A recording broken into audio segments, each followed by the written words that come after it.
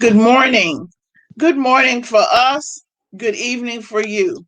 Welcome to Mending Threads. This is your safe place and your stronghold for whole body wellness.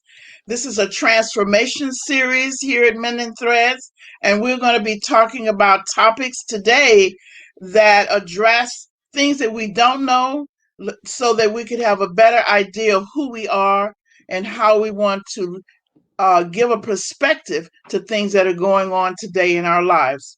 We have with us our own renowned author, pastor, and historian. I call him Doc Walker, Oswald Walker. Welcome. He is also pastor of the Shrine here in Houston. And I'm always glad to have him on because every time he's on, my little brain cells get a chance to grow even a little bit more. So I want to say welcome, welcome.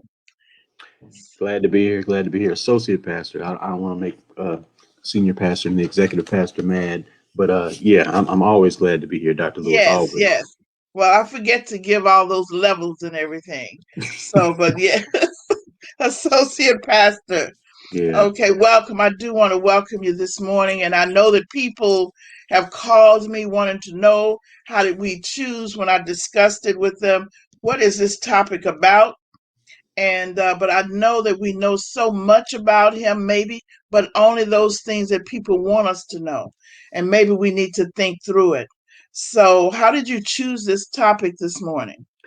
Well, having the opportunity to teach African American studies at the University of Houston since 2004, on the first day of class, I always ask uh, my my class, so what did you learn in all those Black History Months that you've been a part of from K through college?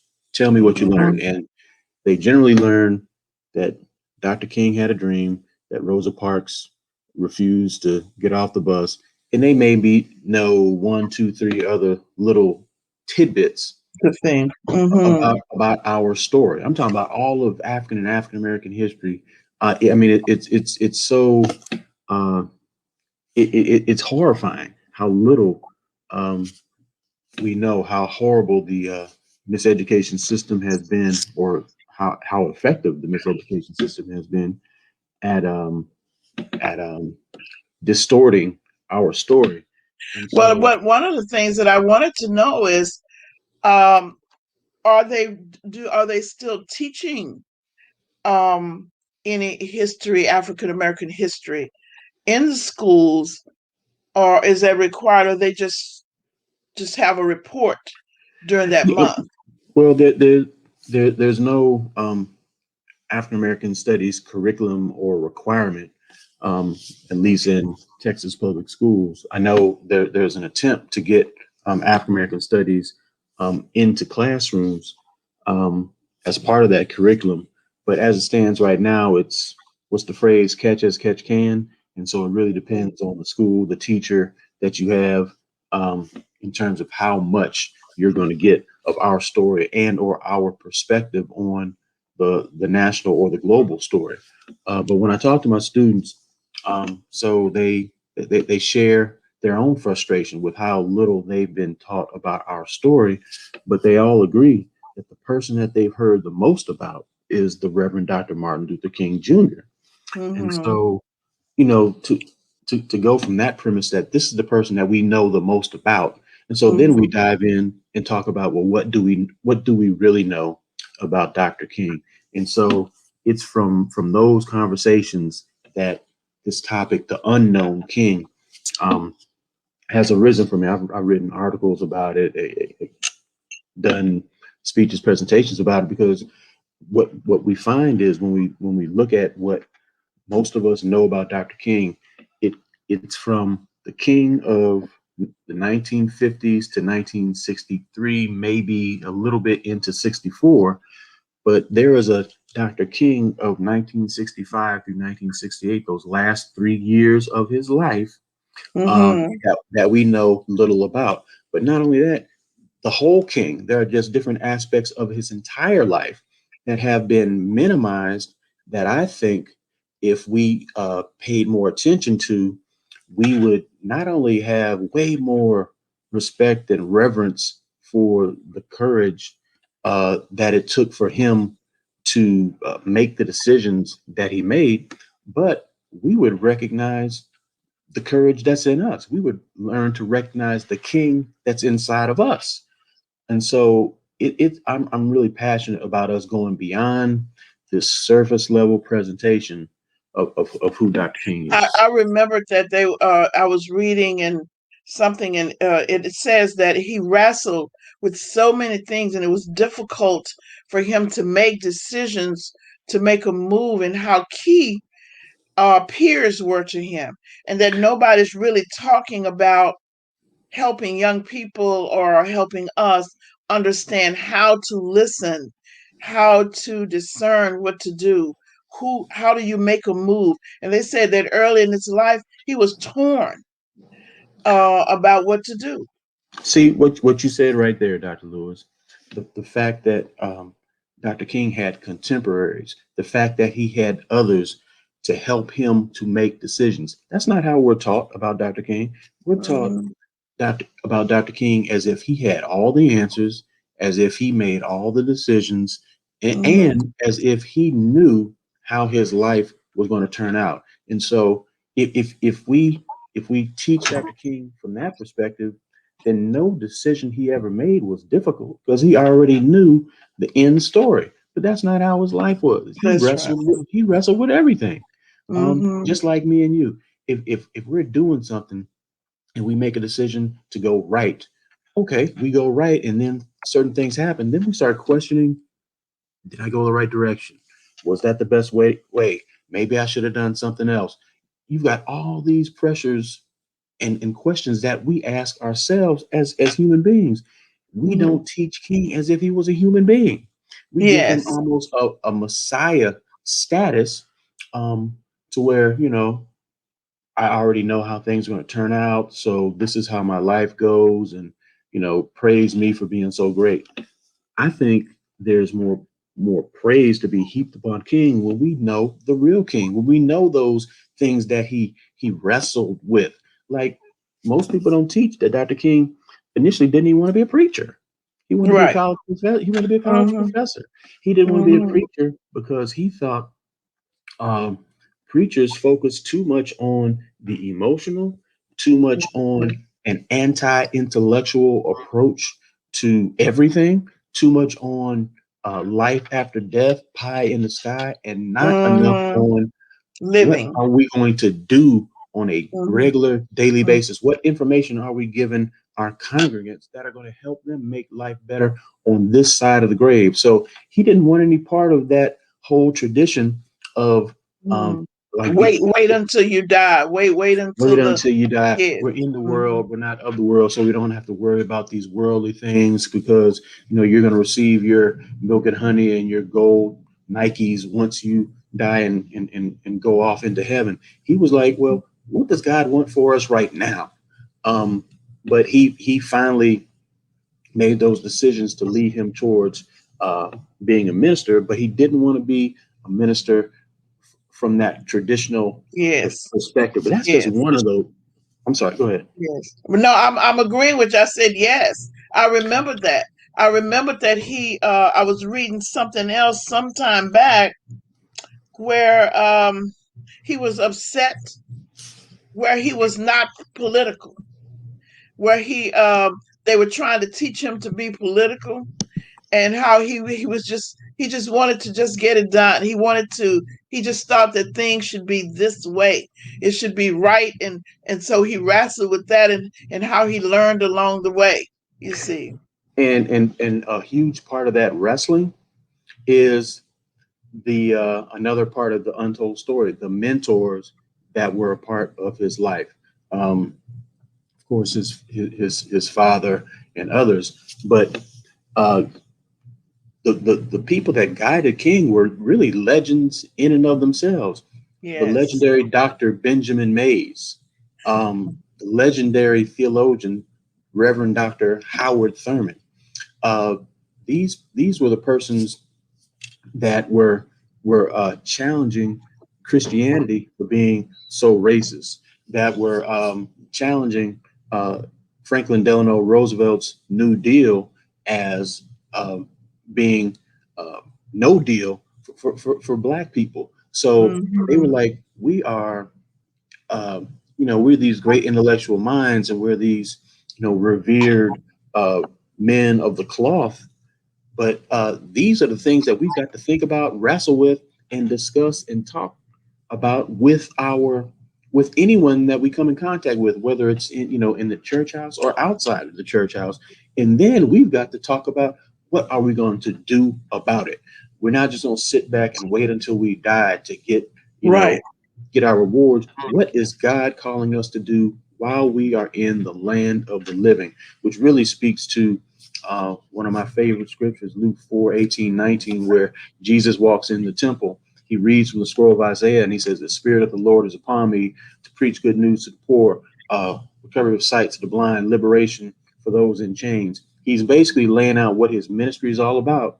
And if you listen to those words or read those words, everything Jesus's ministry was about was making life better on this side of the grave.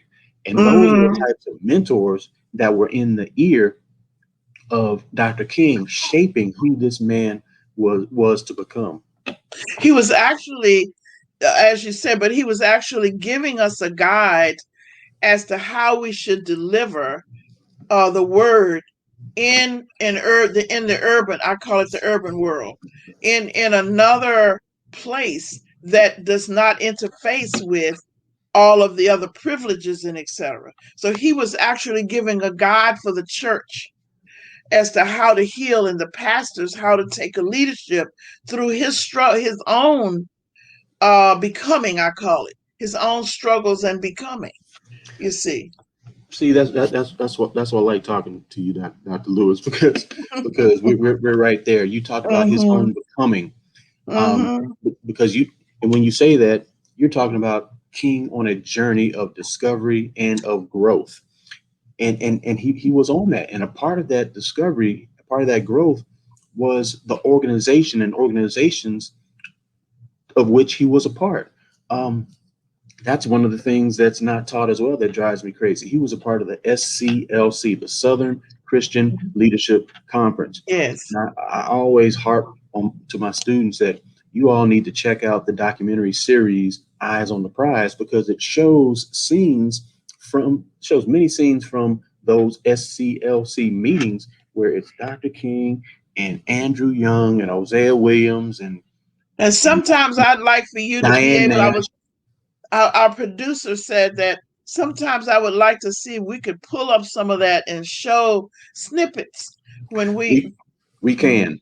We Mm-hmm. can, and we can do that next week. I'll talk to you about Yes. that, because Yes. we Yes. need to see those. And one of my favorite scenes from one of those Eyes on the Prize is, all these folk are in the room, Diane Nash and other great leaders, and they're wrestling and they're arguing about what to do next, what city to go to, and if we go to this city, what's our strategy, what's our plan of action. King is in the room. He's not even talking. He's listening to the discussion and the debate. And Mm-hmm. Andrew Young later said, um, King depended on that. He depended on having not everyone in the room being of the same mind. He wanted to hear the most progressive and the most quote unquote radical viewpoint, but he wanted to hear other Yes. viewpoints as well. Mm-hmm. And he would Mm-hmm. take all that into consideration. And as a group, I mean, he was a leader, he was a spokesperson, but as a group, they would then make decisions, and then they would then move forward. But his group affiliation reminds us that none of us are an island. That whole thing about pulling oneself Mm-hmm. up by their bootstraps by Stress. themselves, that is a that Mm-hmm. is a myth that Right. is destroying people's minds. Mm-hmm. But we do the same thing when we teach King as if he was an individual, as if he did everything by himself, but he did not. The Montgomery bus boycott, where he grew to prominence and national attention. He was the Mm-hmm. spokesperson, but he wasn't the brains behind that. That was a No. sister, a black woman, Mm-hmm. Joanne Robinson, and Reverend E.D. Nixon. The Montgomery bus boycott was their idea. They had been organizing and working on that for years. They were waiting for the right moment, but they had an organization in place. And then when we talk about the civil rights movement, we don't even mention the national women's organizations that Relations. were Yes. all across the country. They served as the social media of the day. They were the ones that got the word out. Without those national women's organizations, I don't know if we would have had a successful civil rights movement. So we've got to stop teaching Hmm.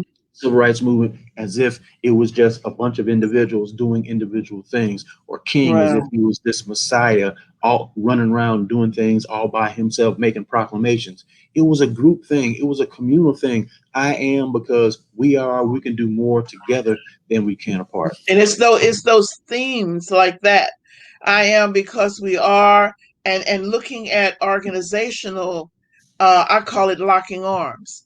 And so what happened was during that period of time, it seems, is that the strategies were to unlock the arms.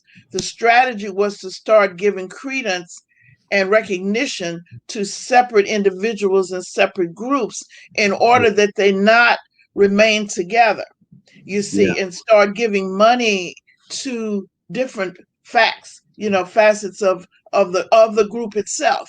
And then yeah, that was pulling. And so when people sit back and start looking at what happened, what really happened, what happened to it, what happened to the group that was actually there locking arms with a central theme, and bringing on how to get rid of how to get jobs, and how to improve and destroy poverty, and after all that, what really going on. And so when I was looking, I said, let me throw this out this morning and see if in fact, just like we looked at the strategy, how they came together, there is also a strategy of how it was dismantled.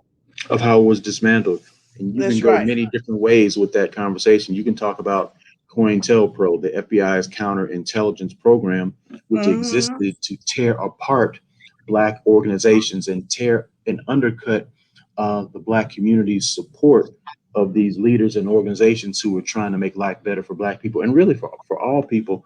But when you first said that about, we're trying to lock arms, but there was efforts trying to get us to unlock those arms. The first thing I thought about was not Dr. King. It was actually um, comes from the world of music. I was listening to Mtume. I think his name is James Mtume, a famous Mm-hmm. musician. Had a group in the 80s, real popular group. Um, Mm-hmm. he said in the world of entertainment, that same energy um, is leveled towards really successful groups. That music companies do their best to tear up Black groups. They try to focus on one individual in the group, get them to think that they are the one and only star, and tear them away from the Yes. group Tell because me it what that's. gave the music companies more leverage and power over that individual and to make money off of that. But they were also tearing up this notion of a group. And so you think of all the different groups that broke up over the years, and you wonder, man, they were so good. They were this, that, and the other. Why did they go their separate ways? But Mtume said that he saw through his long years in the business, he saw this happen over and over and over again. So it Over and was a over. concerted effort on the part of many of these, um,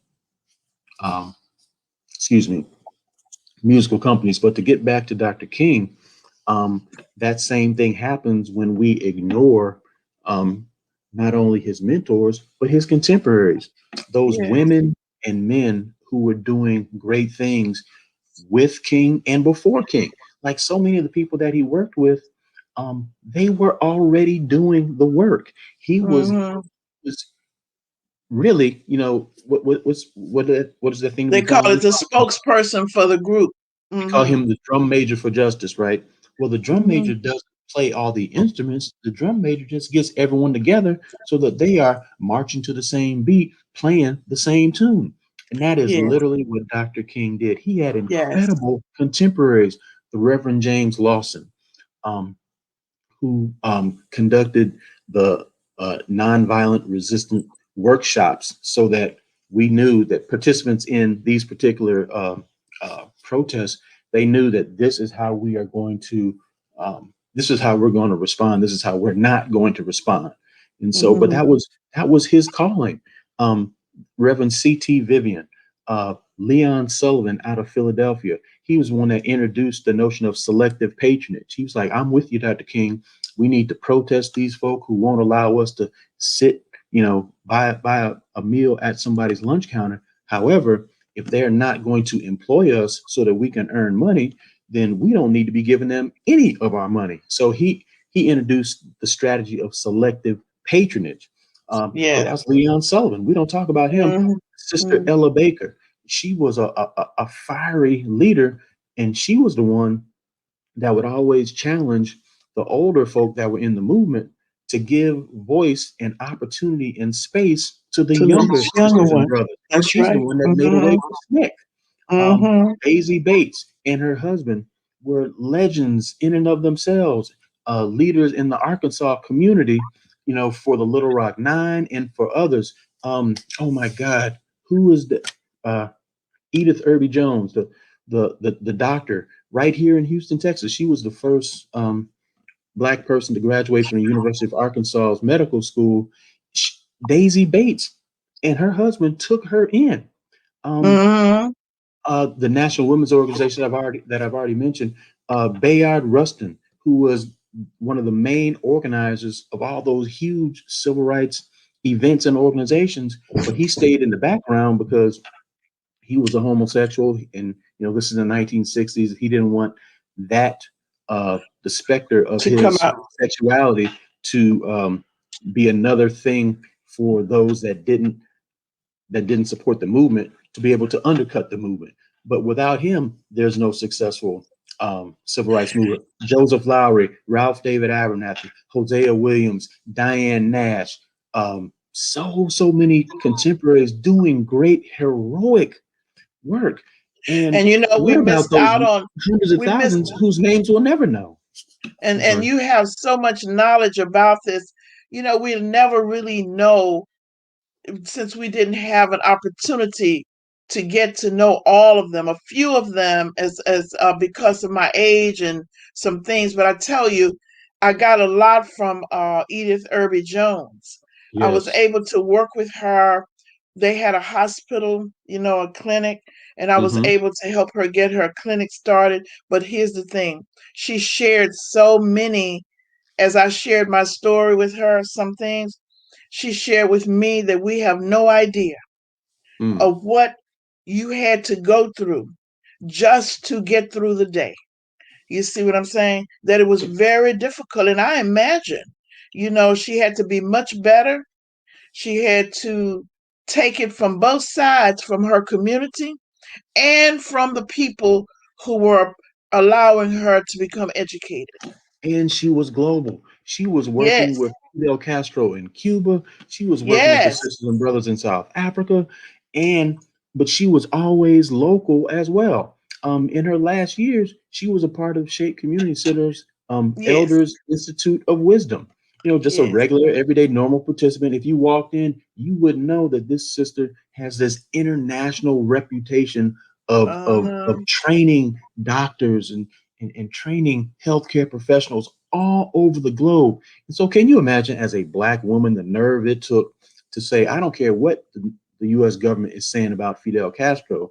There are some black and brown people down in Cuba that need my expertise. That's The right. courage that it took to do that. And that's what I'm talking Yes. about. When we talk Hmm. about Dr. King by himself, we leave out we These delete other people. Dr. Edith Irby Jones's. We leave out Hmm. James Lawson, C.T. Vivian. And I don't think I even mentioned Reverend Fred Shuttlesworth, who was one of the most courageous of all of them, who was a minister down in Birmingham, then called Birmingham, Alabama, because so many times the black community and black homes and black churches were bombed. Hmm. It wasn't just the 16th Street Baptist Church that was bombed. It was so many. In fact, his home was bombed. He was almost killed. And his friends told him, man, you need to be quiet or you need to move because they're going to kill you. He survived. And he said, if I survive this, then God wants me to keep on doing what I'm doing. And That's right. just on a Hmm. personal note, Reverend Fred Shuttlesworth was the minister who married my parents. So I really have a special place in my heart Mm-hmm. for him. But his with Dr. King's contemporaries, I think we lose a piece of Dr. King when we don't Yes. recognize all these great people that he worked with, that he rubbed shoulders with, that he argued with and debated with, trying to figure out which way to freedom. What is God calling us to do? And one of the things I learned is that they say to many people, even to myself, well, you just need to do one thing. You just need to listen to one person. But what I learned from all of those people, even Jesse Jackson and many of the people that were here in Houston, is that it'll have a name of one thing, as he said, but it's really many things. And he said a church is like 15 churches, and you have to really begin to look at all of the pieces within the church, and you're going to have to make all of those pieces as a leader orchestrate like an orchestra has different pieces in there. I'll never forget that at Breadbasket when he was saying, stop thinking that you got to stand here and pass out this, and there's just one thing you're going to do. You have to do many things, you Yeah. see. And I'm glad you brought up Reverend Jesse Jackson, because he was one of those younger folk that was in Dr. King's circles. Him, Stokely Carmichael, who later became Mm-hmm. Mm-hmm. Kwame Ture. They were in a march together, and Dr. King and his crew are singing "We Shall Overcome." Carmichael and his crew start shouting "Black Power, Black Power." So there was never this all-encompassing uniformity that people like to Yes. think was in the civil rights and Black Power movements. There was always, multiple ways of trying to figure out which way to go, what's the best way to do this thing, and so that there was conflict, but there was also coming together, and that's the Yes. way we grow, really. Through Yes. You don't grow just by being fed the same thing that you believe all your life and just hearing one Mm-hmm. type of story. That Mm-hmm. because you will never be in a position of discomfort where you are forced to wrestle and to grow and to stretch beyond where you are right now. But King did that. But one of the other things about Dr. King that I wish we would share more was the lack of support that he received. If you talk to people today, um, everyone and their mama swears that they were marching with Dr. King, but that's not how it was. Um, Mm-hmm. Everyone knows, well, most people know what fraternity he pledged, Alpha Phi Alpha. Most of them know his undergraduate alma mater, Morehouse, um, and his frat, his alma mater, his family members. All of them, are so proud of King and want you to know that King was a part of them. But when Dr. King was alive, those very same people, those very same groups were trying to get him to shut the hell up. You're making us look bad. And some of them wanted him to be quiet because they were afraid for his life. They're like, okay, you need to calm down, whatever you're doing, because Mm-hmm. danger is afoot. But others were like, man, you making us look bad. You pushing too fast. You doing this, that, and the other. And so can you imagine? Here he is giving his life in service to his God, his people, his nation. He believes he's doing what God has called him to do. And the people that he loves the most, the people that he rubs elbows the most, so many of them are telling him to turn back, to do something else, to walk away. Imagine the amount of stress that he had to be under. And then add to that the fact that the FBI had named him public enemy number one. The way we talk about King today, it's as if everyone loved him. But his Mm-hmm. his, his approval rating was horrible with white America, but not just white America. There were many in Black America that had issues. The folk in the Black community that wanted to be more progressive, that thought the movement was going too slow. But you also had those who were turned off by King because they felt like he was going too Too fast. He was fast. making Mm-hmm. white folk mad, making white folk nervous. But you Mm-hmm. you had you had others that were turned off by him when he started focusing a lot of his time and attention um, preaching against the war in Vietnam. They were calling him unpatriotic. They were calling him a communist sympathizer. They were calling him all these things. And so many black leaders and bigwigs who swear today that they were marching with King when he was alive, they wouldn't open the doors of their church so that Mm. when he He came to could come and Houston, preach. That's right. when he came to Hmm. Houston, I think one of the only places that opened their doors to him was Reverend William Lawson's Wheeler Avenue Baptist Church. Yes, yes, yes, yes, But if yes. you ask folk today, They were afraid to be associated. they were Hmm. afraid to be associated. They were afraid. His own people were afraid. But we don't tell that story. But I think we should, because that, to me, my level of respect for who Dr. King was grows, because he had to wrestle with and he had to face all these demons and hurdles and obstacles, yet still he continued to preach truth to power. That gives his story Hmm. even more reverence and greatness in my Hmm. mind. So we've got Hmm. to tell the whole King, and we haven't even gotten to the last 3 years of his life. When I Right. can see Dr. King in those last 3 years, go read the books that he wrote during those last 3 years. Go listen to the speeches and the sermons that he gave in those last 3 years. And you may agree with what I believe, that in between 1965 and 1968, Dr. Martin Luther King was sounding more like Malcolm X than Malcolm X was sounding like Malcolm X. And that's Right. the key that we don't get. I was on one presentation, and you were talking about we need to start showing clips. And I showed one clip, and shame on me for not showing it right now. But everyone talks about King. I have a dream. I have a dream. Well, on May 8th, 1967, I believe it was, he was being interviewed by NBC. And out of King's own mouth, he said, well, I think my dream has turned into a nightmare.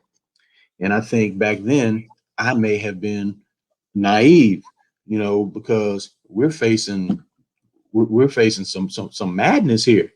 But when do we have that discussion? That Doc, I mean, if my students don't know anything, they know Hmm. Dr. King had a dream, but how many of them know that he said his own dream had turned Dream. into a nightmare? I He, think he was afraid. He was saying that he had wanted people to come together, but he thought that that may be the demise of families or African American struggle to achieve. That he saw that that could really, um, did he say destroy the minds or destroy the beliefs that they have about who they are, or and something he like. Hmm. and he and so from that position, um, he said, and I don't remember his exact words, but he said something like, "We have to redistribute the pain." Like, for all this oppression and lack of opportunities, we feel that pain, but the only way this is going to change is if we redistribute the pain. Other folk have to feel the pain as well, and so that's when he became a big proponent of buying black, of uh, taking your supportive dollars away from Hmm. white businesses that aren't supporting you and your community, and putting those Hmm. dollars to black businesses and specifically black banks. Um, and he came out more than once talking about support of black power, something that he had issues with before, because he felt Hmm. like, the term, if folk hear that, it's going to turn them off. They're going to think negative or think violent. And, the civil rights movement is going to lose a lot of its support with those progressive whites that were a part of it. But he came out, he said, I understand the riots. I understand. I mean, that's the action Hmm. of those who are ignored, who society is ignoring and not listening to. And he talked about his support of black power and black banks and black is beautiful, and all these things, but we don't hear that King.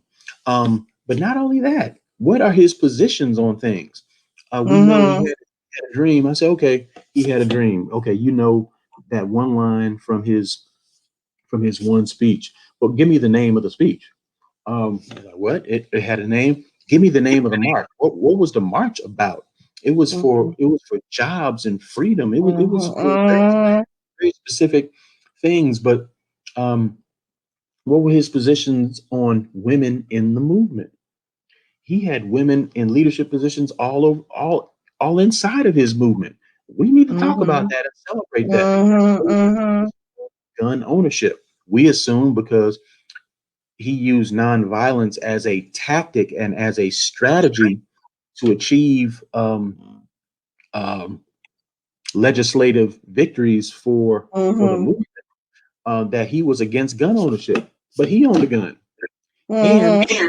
he was often he was often protected. You know, he had as his bodyguards members of the Deacons of Defense, sisters and brothers out of Louisiana that were all about gun ownership and all about using those guns to protect Black people and communities from Mm-hmm. attacks of white domestic terrorists. Um, what about his salute, Dr. Andrew Yang, a few years ago, when we were trying to figure out who's going to be the Democratic nominee to run against Trump? Andrew Yang was going to Mm-hmm. run for president. One of his big initiatives was the guaranteed income. There's a brother right now, he's mayor of a city out in California. He's instituted a guaranteed income for the people of his small California city. Both of them are coming from the position that it's hell to be poor, that you pay more for Yes. everything because you are poor. So a guaranteed income would give you an opportunity to fight against all that. But both of them were getting their idea from Dr. King. How many of us Yes. know that? Yes. In Yes. the Yes. 1960s, he was talking about a guaranteed income. Mm-hmm. He said, if you Mm-hmm. look at poverty, if you look at housing discrimination, education discrimination, and I think one other thing that I don't remember, he said they all have at the root of their issue It was poverty, health. It was or health. right, health. It was Or health. he Mm-hmm. said at the root of all of this is a lack of economic foundation.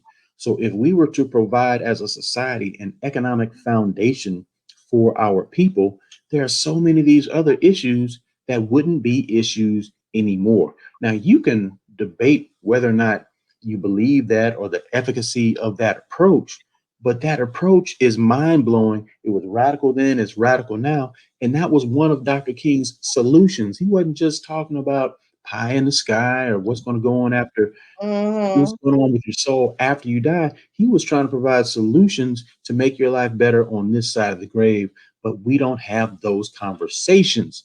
And so we've got to start talking about, why have we not been exposed to this king of the last 3 years of his life? One of the things that you're talking about is, and I tested it out this time. So it says that you need to get people to help themselves. So we put out an initiative that people wanted to get rid of, they want to get rid of unemployment, they want to get rid of homelessness. So we put out an initiative to start training people to help persons get out of homelessness and those things, to coach them out of it, to whatever. So we started, this was interesting to us, Mm-hmm. we started a fundraising campaign just to take care of the coaches to help the homeless families.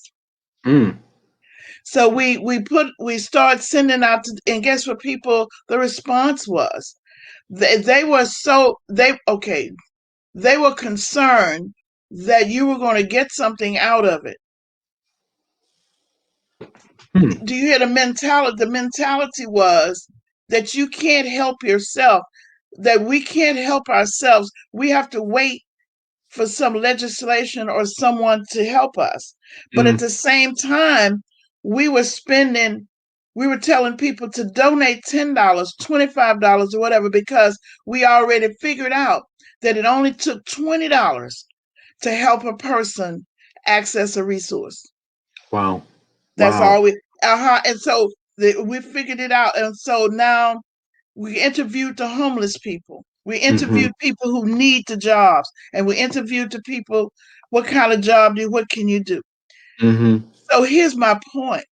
Not only did people not donate, a lot of people did, but as long as the people didn't donate, it was the point of view of not helping yourself, but waiting on someone else to do that. Now, all of the leaders doing the movement, around King, was saying that you can't wait. You Right, must begin to pull together yourself. So we're not even using what he taught, what the whole movement taught us. right, The right, movement right, right. says that if you wanted your job, you had to take a stand and you're gonna have to help yourself. And during the boycotts and whatever, they pool their monies together to begin to find a way to help those people who needed help during that period of time. And Dr. Lewis, that's what you're all about. You're all about equipping people to help themselves. Selves.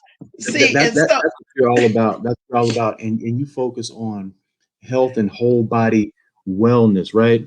And one of the things that I think we would benefit from if we were taught this about Dr. King's life is that he battled with depression. Um, yes. battled with Hmm. depression, and I mean you Hmm. can understand with all the pressure, the stress, being on the road all the time, and knowing that his wife, every time she's back at home, they barely have enough money to pay the bills. His wife and children are back at home, and every time she answers the phone, so often it's Threats. somebody threatening to kill her Hmm. husband, and her children. Can you imagine the stress that she was under and the stress that he was under, knowing that this is going on and he's traveling all over the world trying to save the world, He was but he doesn't know divided how to save and between. protect his Mhm. family? His beliefs were divided. I read something that says that he believed that a man should take care of his family, be safe, and blah, but he also believed that he had to step out and take charge and be with his community and help his community. And it was something that he said that there was a connection, that if you don't take care, that your community is a reflection of your family. It was some Mm. statement like that, and that's what Hmm. really caused his emotional problem. He just didn't know how to weigh it and balance it. And Hmm. then with all this going on, he's catching drama and grief from members of his church. They're like, why are you on the other side of the world doing this when we got Bible class to teach on Yes, Wednesday, when we got a fish fry on Friday, when yes. Sister Jones is sick in the hospital. Pastor, where are you? Why Hmm. aren't you there with Hmm. her? So he had to wrestle with that. But he also had to wrestle with the stress of coming out against the Vietnam War, because that was a game changer. And, his wife, Coretta Scott King, should get way more credit because she's the one that pushed him to go public. Um, Hmm. this whole thing about, if you're going to stand for justice for all people, well, how can you see this injustice of America trying to dominate this country on the other side of the world for all these reasons that they're feeding us, but it's really Hmm. a war for other reasons. And then the people that are on the front lines of that war are mainly the same people who are being dogged out in the United States, black and brown and poor people. How can we be about equality and empowerment for all and not say anything about that injustice? And so he came out Hmm. against that, and that's when he lost a whole lot of support all across the board, especially from members of the black community, members of the movement. They're like, man, you're making it almost impossible for us to stand with you. So he lost that support. Then he comes out and starts preaching against U.S. militarization. He's like, we're putting all this money into building bigger armies and building bigger bombs, but we're not putting any money into education, into healthcare, into uh, job training, into these things Hmm. that will improve the quality of life for people. We're trying to make um, we're trying to make war a money making venture, and he preached against that almost more than he preached against anything else. But we don't get that if we just Hmm. stick to the king of Hmm. 1963 and before that. Hmm. Well, we learned a lot of things, and one of the things that I see is that he taught standards. So he was trying to get people to create, seemingly look at what your beliefs are and create a standard by which you're going to operate for everybody. And then he had to help us create our own standards in our communities, in our church. And then this is where the problem was, because we were not taught how to take what we have been teaching and put it into a standard of operation. We were just taught to blindly move towards something. And this is what I haven't been able to solidify that yet in words, or but it's something that I read, that I know, that I sense very strongly, that that's where the healing power is going to come from. Mm. It's going to it's going to come from solidifying all that we've known when it comes together to create a standard that brings the spiritual, religious beliefs and practice together to create a standard for the current movement for everything that we do. Yeah. And so the leaders, the new leaders, all of this pushing back and forth about this power is really going to have to come together and say that this is what we stand for and this is how it's going to be. And they say that if you don't stand for something, Fall you for just anything. going you'll fall for anything. Now Yeah. this is what's getting ready to happen with our youth, because they're not really being taught how to create a standard. They're only taught how to And follow a belief, you see. in the way we teach the civil rights and Black Power movement, we make their their actions and their strategies, they become almost a Bible to us. And so we mock their strategies and we use those today as if it's the end all be all of moving us forward. But they were simply strategies. Strategies come and go, strategies Mhm. change with changing times. And they were strategies, they weren't law, they weren't biblical law, they were strategies. Um, Mhm. and so I think that's just another aspect of Dr. King that's lost the way we teach him. He was a strategic genius. Um, the United States was in the midst of a Cold War. Um, it was the U.S. and Russia who were vying for the position of the world's preeminent superpower. And so King knew that any bad press about the United States would uh, would put them in a position where they may lose that Cold War. So it was in their best interest to sign civil rights legislation. It was in their best interest to stop beating the hell out of Black people for Right.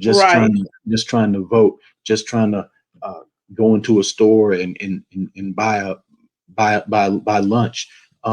So those confrontations were strategically thought out because he knew that every time those images showed on the screen, it was putting pressure on lawmakers to change those laws and to change things because they couldn't afford uh, to lose the Cold War. He was a strategic thinker, but not only that, the way he did things was he held um, individuals and institutions accountable to their own words, to the words that they Yes. professed that they believed Yes. in.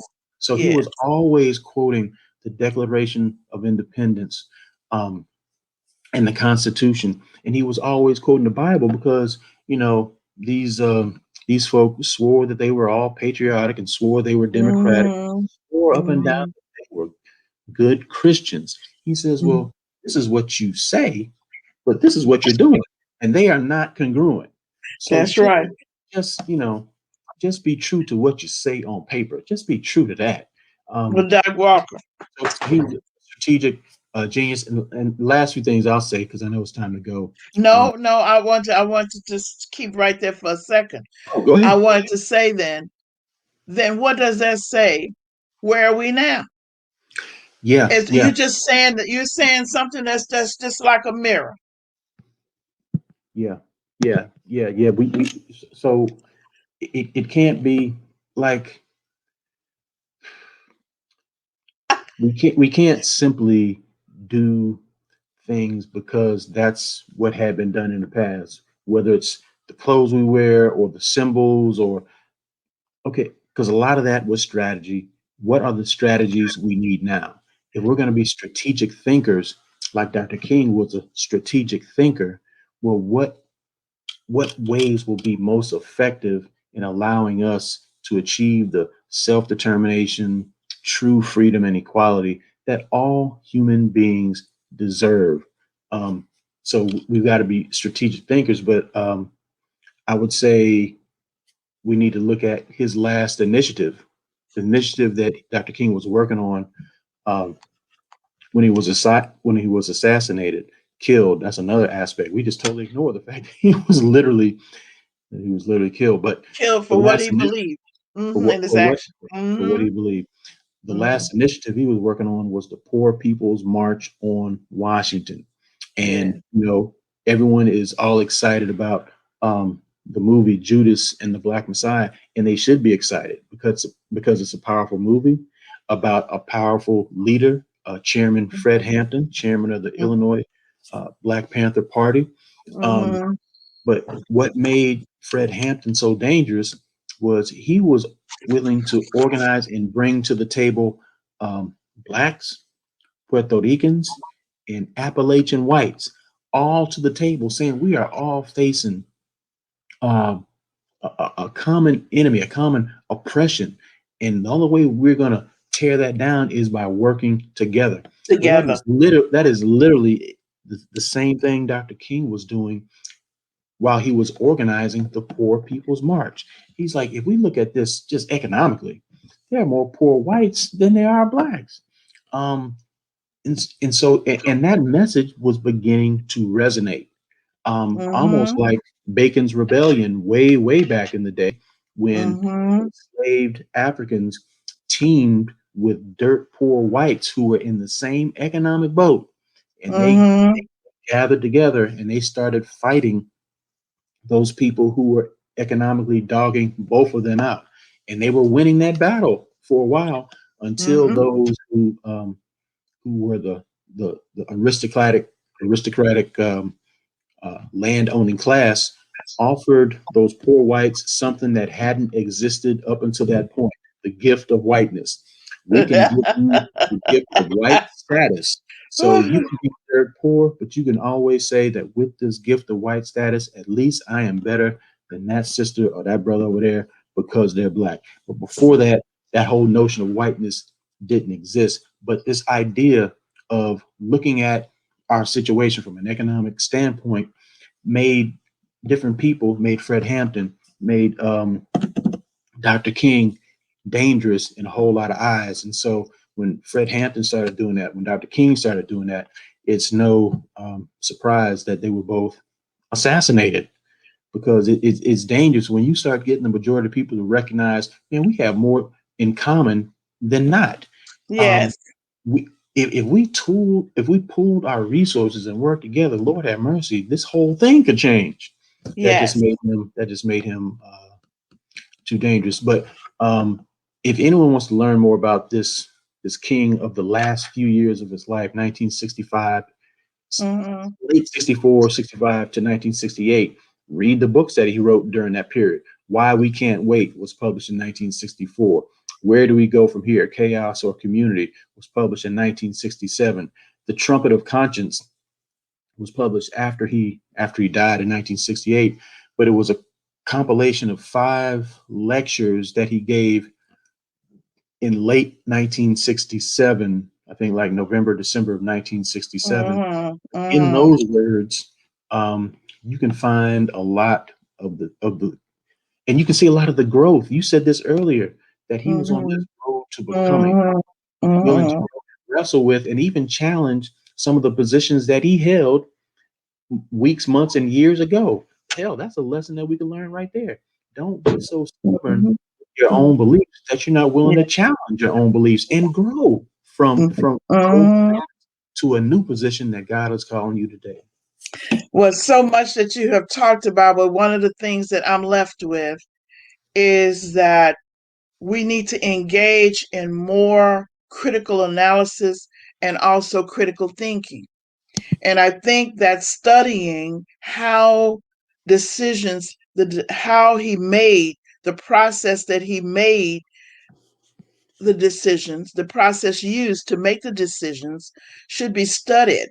And I think young people need to be involved in understanding the process that was made to study the decisions over a period of time. Helps a anyone look at critical thinking So then you're not using the exact thing, but you're learning the process, and you're Right. learning how to critically think and to use the information for the present time. And that is not taught in the school. And parents have not yet, but if God willing, they will yet learn how to help their children by asking certain questions. And I know that your leadership in the classes that are coming up, and I've gotten feedback, we need to change the structure of that. And I'll Okay. talk to you about that so that we can get people to really go on and sign on. And so I know that the critical thinking aspect and the sense of, and maybe we can follow next week and looking at how that impacts identity of who we are in our families, in our individuals, and in our community, that actually brings on health, that actually Right. brings on all of these things that we're not. It's like having all the ingredients for a cake and not baking the cake. And Hmm. we keep putting in something and making flapjacks or making this or that and that, but we could really bake this cake.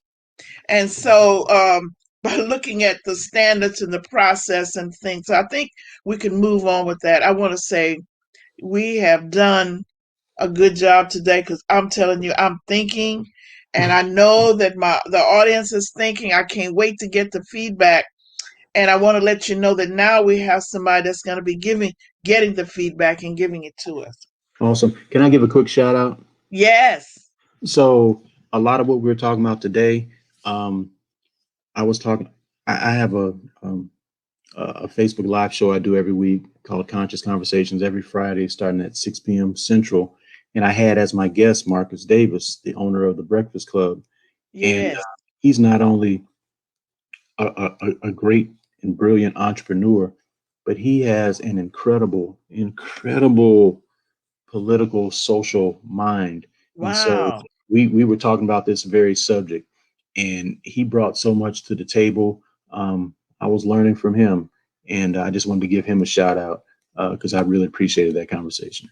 We should bring him on and study his over here and study We his should. thought processes for We should. okay, for mental health and whatever point of view. Yes. Okay, then. Well, thank you so much.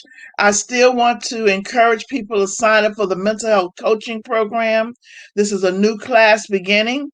On the 17th, we will celebrate the graduation of the first mental health coaching that brings on whole body wellness, cultural competent trainers, and assistance for the community here in Houston. You may also sign up and start one in your own city or town. And we're hoping that more people will sign up. Give me a call at 281-381-2276. And also, you can see scrolling, go to our website, www.wrc-houston.org, and let us know what it is that you need to get started. And we'll do our best to help you. Thank you now, and we shall see you on next week. Remember this: renew beliefs, rebuild faith, and reconnect families and communities. For it is not the circumstances we meet, it is the manner in which we respond that determines health, happiness, and success. And I look forward to see, God willing, I'll see you next week, same time, same place. Don't forget to tune in 7 p.m. On the station. Thank you now.